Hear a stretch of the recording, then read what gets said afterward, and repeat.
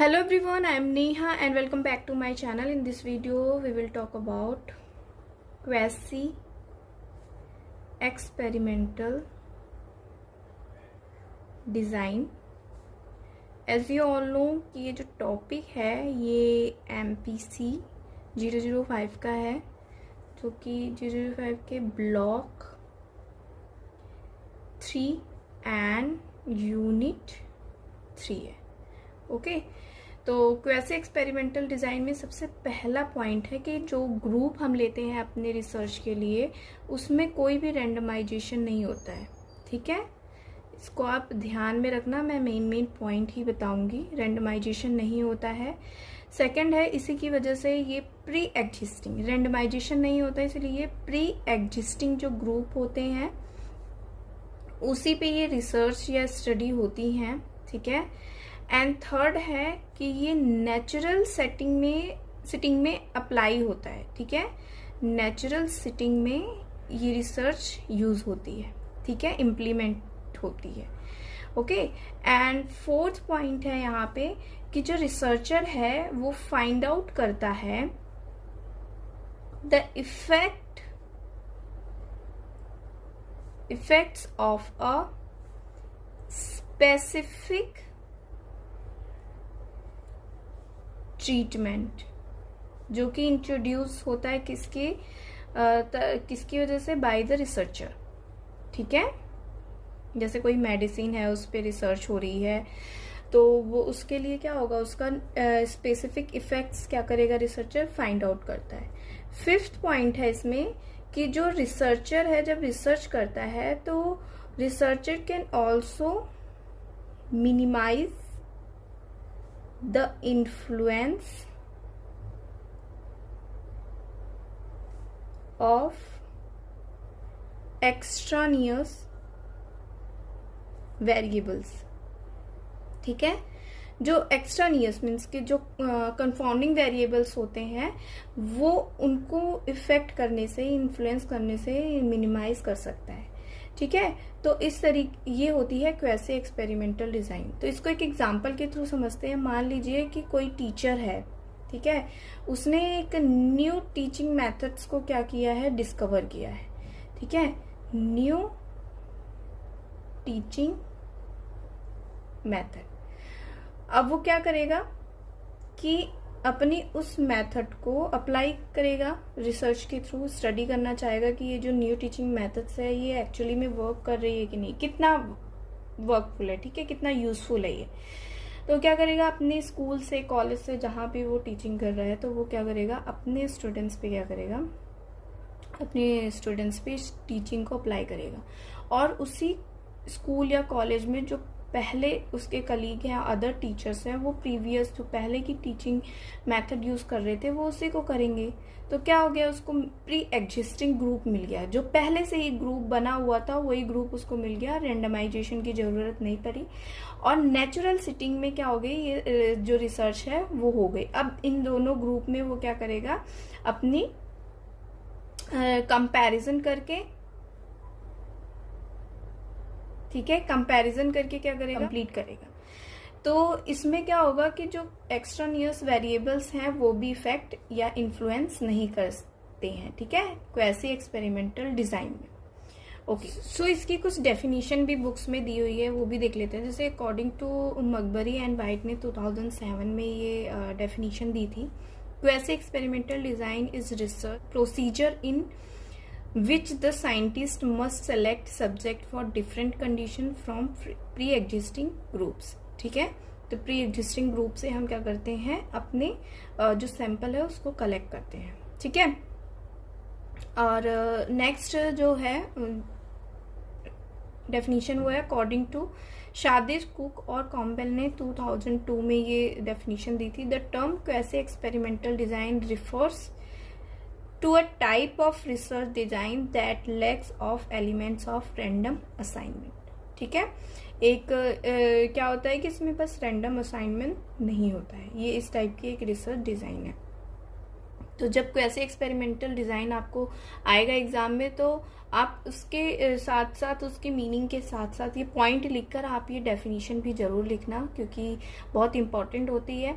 और जब भी आप किसी भी डेफिनेशन को लर्न करते हैं, उससे पहले उस पॉइंट को समझें कि वो कहना क्या चाहता है। जैसे मैंने बता दिया कि no randomisation, pre existing group, natural setting implementation होता है। तो ये सारे पॉइंट आप पहले से जान जाएंगे, तो ये जो डेफिनेशन है ये आपको लर्न करने में बहुत इजी हो जाएगा। और भी बहुत सारी जो डेफिनेशन है वो बुक्स में दी गई हैं, आप वहां से भी देख सकते हैं। सो अब हम देख लेते हैं types of quasi experimental design, जिसमें सबसे पहला है नॉन इक्विवेलेंट ग्रुप या फिर पोस्ट टेस्ट ओनली डिजाइन। ठीक है, जिसमें आपको नाम से ही समझ में आ रहा होगा कि ये जो टाइप है इसमें नॉन इक्विवेलेंट ग्रुप होते हैं और हम सिर्फ एक ही टेस्ट करते हैं, पोस्ट टेस्ट। ठीक है, जब हम इंस्ट्रक्शन वगैरह दे देते हैं ग्रुप को तो एक पोस्ट टेस्ट करते हैं, उसके बेसिस पे हम कंपैरिजन करके अपने आउटकम्स को इंटरप्रिटेट करते हैं। ठीक है, तो सबसे पहला पॉइंट है इसमें रैंडमाइजेशन नहीं होता है, क्योंकि हम इसमें प्री एग्जिस्टिंग ग्रुप पर अपनी स्टडी को करते हैं। ठीक है, ओके। अब जो टेस्ट होता है वो सिर्फ और सिर्फ पोस्ट टेस्ट होता है, जिसकी वजह से इसको हम पोस्ट टेस्ट ओनली डिजाइन भी कहते हैं। ओके, तो देखते हैं कि आपने एक रिसर्च स्टडी करना चाहते हैं जिसमें आप ये देखना चाहते हैं कि रीडिंग कंप्रीहेंशन टेस्ट, एक तरीके से कि आप 2 इंस्ट्रक्शन देंगे और उसके बेसिस पे रीडिंग कंप्रीहेंशन टेस्ट लेंगे और ये चेक करेंगे कि उनका रीडिंग कितना इफेक्टिव है। ठीक है, दोनों इंस्ट्रक्शन के बेसिस पे। तो आप सबसे पहले ग्रुप को क्या करेंगे कि इंस्ट्रक्शन देंगे, reading instruction using a whole language programme. ठीक है, जितनी भी लैंग्वेज के प्रोग्राम है सारा इंस्ट्रक्शन इस ग्रुप को देंगे और यहाँ पर सिर्फ फोनेटिक बेस्ड प्रोग्राम के आप इंस्ट्रक्शन देंगे। ठीक है, फिर आफ्टर 12 वीक्स इन दोनों ग्रुप को आप क्या करेंगे, टेस्ट लेंगे। ठीक है, रीडिंग कंप्रीहेंशन टेस्ट लेंगे और उसके बेसिस पे इन दोनों ग्रुप को आप देखेंगे कि कौन सी जो इन प्रोग्राम का इंस्ट्रक्शन दिया है, कौन सा इंस्ट्रक्शन क्या है इफेक्टिव है, ये वाला है या ये वाला है, बेस्ड ऑन पोस्ट टेस्ट। ठीक है, मतलब कि आपने इंस्ट्रक्शन दे दी, उसके बेस पर आपने पोस्ट टेस्ट लिया और उसके बेस पर जो आउटकम्स आया उसमें कंपैरिजन किया। ठीक है, ओके, ये हो गया नॉन इक्विवेलेंट ग्रुप। मीन्स कि दोनों ग्रुप क्या है, नॉन इक्विवेलेंट है just because of no randomisation. ठीक है, आपको पता नहीं है कि ये ग्रुप पहले कैसा था, ये ग्रुप पहले कैसा था। ठीक है, तो उसके बेसिस पे इसको नॉन इक्विवेलेंट ग्रुप कहा जाएगा। और पोस्ट टेस्ट मीन्स कि हम बस एक ही बार टेस्ट लेंगे। ठीक है, ये होता है नॉन इक्विवेलेंट ग्रुप। अब नेक्स्ट आते हैं, ये भी है non equivalent control group design. Okay, इसको ना बिटवीन सब्जेक्ट ग्रुप भी कहेंगे, क्योंकि आपने क्या किया, 2 ग्रुप के बीच में आपने अपने रिजल्ट को अपने कंपैरिजन किए। ठीक है, इसलिए इसको बिटवीन सब्जेक्ट ग्रुप भी कहा जाएगा।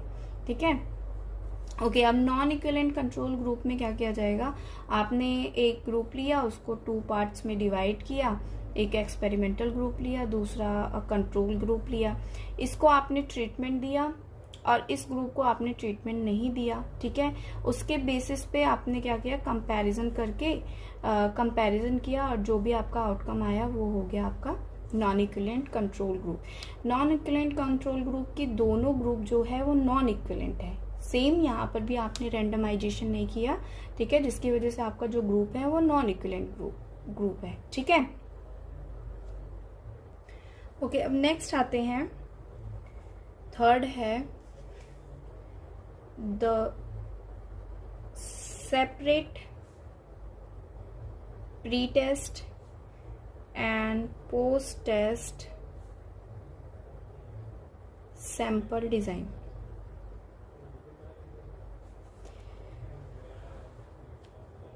इस ग्रुप में आपको separate pre test and post test दिया है, मतलब कि जब आप pre test and post test करेंगे तो सेम ग्रुप पर नहीं करेंगे, डिफरेंट डिफरेंट ग्रुप पे करेंगे। ठीक है, मान लीजिए कि आपने 2 ऑर्गेनाइजेशन ली है जिसमें आप ये चेक करना चाहते हैं कि आपने एक प्रोग्राम डिजाइन किया है टू इम्प्रूव कस्टमर सेटिस्फेक्शन। ठीक है, तो कस्टमर आपके यहाँ उस ऑर्गेनाइजेशन में आते हैं तो कितना सेटिस्फेक्शन होता है उनको, और उसको किस तरीके से इम्प्रूव किया जाए। ठीक है, तो आपने क्या किया है, इन दोनों को 2 ग्रुप में डिवाइड किया, और ये आपका हो गया एक्सपेरिमेंटल ग्रुप और ये आपका हो गया कंट्रोल ग्रुप। ठीक है, आपने इन दोनों को ग्रुप को डिवाइड किया, तो इसमें आपने प्री टेस्ट लिया। ठीक है, इसका तो आपको कुछ करना ही नहीं है क्योंकि ये कंट्रोल ग्रुप है। आपने यहाँ पे प्री टेस्ट लिया और फिर उसके बाद आपने क्या किया, प्रोग्राम को अप्लाई किया। ठीक है, फिर उसके बाद आपने पोस्ट टेस्ट लिया। ठीक है, एक ही टाइम पे। ठीक है, तो अब इन दोनों को आप कंपैरिजन करेंगे कि आपका पहले कैसा था, जो कस्टमर का सेटिस्फेक्शन, और प्रोग्राम अप्लाई करने के बाद कैसा सेटिस्फेक्शन रहा। ठीक है, उसके बेसिस पे आप इस ऑर्गेनाइजेशन से या जो कंट्रोल ग्रुप है उससे कंपैरिजन करके अपने टेस्ट को करेंगे।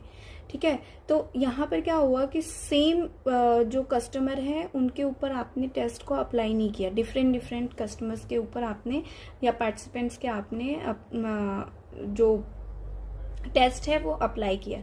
यहाँ पर सिर्फ आपको ये देखना था कि जो एवरेज कस्टमर सेटिस्फेक्शन चेंजेस हैं वो क्या आए हैं। ठीक है, तो ये जो टेस्ट हुआ ये हो गया आपका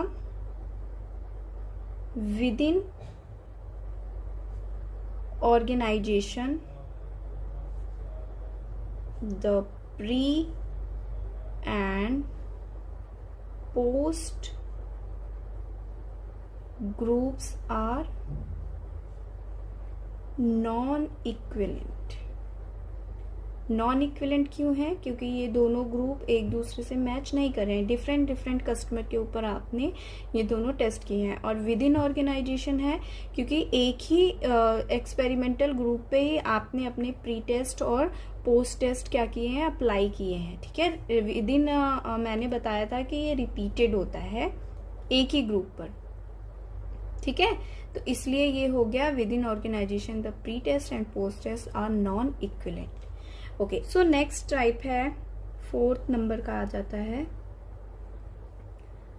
डबल प्री टेस्ट डिजाइन।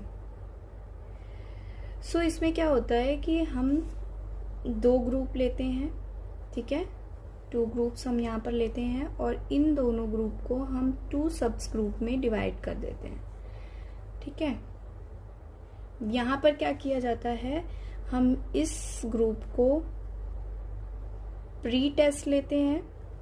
ठीक है, और इस ग्रुप को प्री टेस्ट लेकर हम क्या करते हैं, इस ग्रुप को एक ट्रीटमेंट देते हैं। ठीक है, फिर यहाँ पर पोस्ट टेस्ट किया जाता है और यहाँ पर क्या किया जाता है, प्री टेस्ट लिया जाता है बट यहाँ पर कोई भी ट्रीटमेंट नहीं दिया जाता है और फिर पोस्ट टेस्ट होता है। ठीक है, उसके बेसिस पे क्या होता है, हम अपने स्टडी को कंपैरिजन करते हैं। ठीक है, तो इसमें जो 2 चीज होती है, एक तो जो सिलेक्शन मैच्योरेशन थ्रेड्स होते हैं उसको कंट्रोल किया जा सकता है। ठीक है, एंड सेकंड है कि जो आपका रिजल्ट है, डिफरेंट रेट्स आएंगे इन दोनों के बीच में, we can detect this as a change from pre test 1 to pre test 2। ठीक है, इन दोनों के चेंजेस को हम देख सकते हैं। ओके, तो ये होता है डबल प्री टेस्ट डिजाइन। अब नेक्स्ट आते हैं 5th पे, द स्विचिंग रेप्लिकेशंस डिजाइन। ओके, अब इसको भी हम सेम करते हैं, एक 2 ग्रुप लेते हैं, ठीक है। अब 2 ग्रुप में हम क्या करते हैं, इसको पहले क्या करते हैं, प्री टेस्ट देते हैं, ठीक है, और इस ग्रुप को भी हम प्री टेस्ट देते हैं, ओके। इस ग्रुप को हम क्या करते हैं, एक्सपेरिमेंट देते हैं, बट इस ग्रुप को हम कोई भी एक्सपेरिमेंट नहीं देते हैं। फिर उसके बाद हम पोस्ट टेस्ट करते हैं, ठीक है, दोनों ग्रुप का। और यहाँ पर क्या किया जाता है, इस ग्रुप को हम कोई भी ट्रीटमेंट नहीं देते हैं, बट इस ग्रुप को हम क्या करते हैं, ट्रीटमेंट देते हैं। तो दैट मीन्स कि हमने रेप्लिकेशंस किए, रिपीट किया हमने ट्रीटमेंट, ठीक है। यहाँ पर रिपीट तो किया बट स्विच कर दिया। जो हमारा ये हमारा क्या था, एक्सपेरिमेंटल ग्रुप था और ये कंट्रोल ग्रुप था। तो हमने एक्सपेरिमेंटल ग्रुप को लास्ट में न देकर हमने क्या किया, कंट्रोल ग्रुप को ट्रीटमेंट दे दिया, ठीक है। इसीलिए इसको द स्विचिंग रेप्लिकेशंस डिजाइन कहा जाता है, ओके। रिपीट तो किया जाता है बट जो ट्रीटमेंट होता है वो स्विच हो जाता है। जो हमारा एक्सपेरिमेंटल ग्रुप होता है वो हमारा कंट्रोल ग्रुप बन जाता है, और जो हमारा कंट्रोल ग्रुप होता है वो हमारा एक्सपेरिमेंटल ग्रुप बन जाता है, ठीक है। हम आते हैं नेक्स्ट 6 नंबर पे, mixed factorial design with non manipulated variable. अगर आपने फैक्टोरियल डिजाइन की वीडियो देखी होगी, टाइप्स ऑफ फैक्टोरियल डिजाइन, तो उसमें थर्ड था मिक्स फैक्टोरियल डिजाइन। इसको मिक्स फैक्टोरियल डिजाइन इसलिए कहा जाता है क्योंकि इसमें हम 2 डिजाइन को एक साथ यूज करते हैं। एक तो between subject group factorial design, ठीक है, और वहीं पर सेकंड था हमारा with in subject group factorial design, ठीक है। तो इन दोनों में क्या था कि हम डिफरेंट ग्रुप में एक डिफरेंट ग्रुप में हम क्या कर रहे थे, अपनी रिसर्च को कर रहे थे, ठीक है, टेस्ट को कर रहे थे। और with in subject group factorial design में क्या था कि हम एक ही टेस्ट को एक ही ग्रुप पर बार बार क्या कर रहे थे, टेस्ट कर रहे थे, ठीक है। इन दोनों ग्रुप को हम क्या करते हैं, mix factorial design with non manipulated variable में यूज करते हैं। अब नॉन मैनिपुलेटेड वेरिएबल इसलिए कहा गया है क्योंकि ये जो रैंडमाइजेशन होगा ग्रुप का, ये जो अभी मैंने बताया है, ये रैंडमाइजेशन आपको पता है कैसे एक्सपेरिमेंटल में रैंडमाइजेशन नहीं करते हैं, हम प्री एग्जिस्टिंग ग्रुप पर करते हैं, जिसमें हम कोई मैनिपुलेशन नहीं कर सकते वेरिएबल में, ठीक है। जो हमें जैसा मिला है उसी पे हम क्या करते हैं, अपने स्टडी को करते हैं, ठीक है। तो इसीलिए इसको मिक्स फैक्टोरियल डिजाइन, क्योंकि हम 2 फैक्टोरियल डिजाइन को यूज करते हैं, और नॉन मैनिपुलेटेड वेरिएबल जिसमें हम कोई मैनिपुलेशन नहीं कर सकते हैं, ओके। अब 7th नंबर पे आते हैं, इंटरप्टेड टाइम सीरीज डिजाइन। सो इस टाइप में हम क्या करते हैं कि एक ग्रुप लेते हैं, उसको हम क्या करते हैं, प्री टेस्ट करते हैं, फिर कुछ टाइम इंटरवल के बाद हम उसको क्या करते हैं, ट्रीटमेंट देते हैं, उसके बाद हम पोस्ट टेस्ट करते हैं, ठीक है। फिर इन दोनों ग्रुप को क्या करते हैं, कंपैरिजन किया जाता है, ठीक है। इसीलिए इसको टाइम सीरीज कहा गया है कि कुछ टाइम इंटरवल के बाद हम क्या करते हैं, अपने फिर से उसको टेस्ट करके उसके बीच में कंपैरिजन करते हैं, ओके, एक ही ग्रुप के ऊपर। अब यहां पर आते हैं नेक्स्ट पे, मल्टीपल टाइम सीरीज डिजाइन।